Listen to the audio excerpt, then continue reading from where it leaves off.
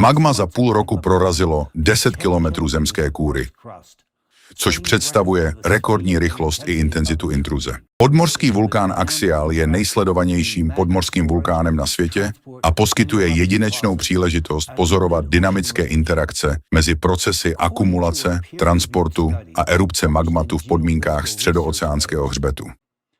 Erupce v roce 2015 byla největší a první v severní zóně riftu přinejmenším od poloviny 80. let a zároveň nejmohutnější od přibližně roku 1450 našeho letopočtu.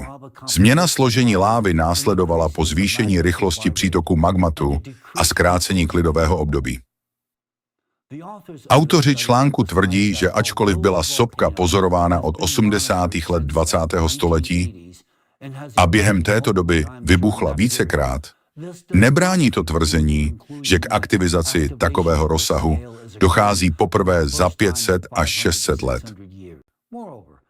A to je jen malá část publikací z posledních let. Je třeba podotknout, že Vinogradov není odborníkem na vulkanologii, aby mohl kvalifikovaně posuzovat věrohodnost či nevěrohodnost daných výzkumů. Soudě podle textu jeho posudku nejsou Vinogradovovi výše uvedené články z recenzovaných vědeckých časopisů vůbec známy.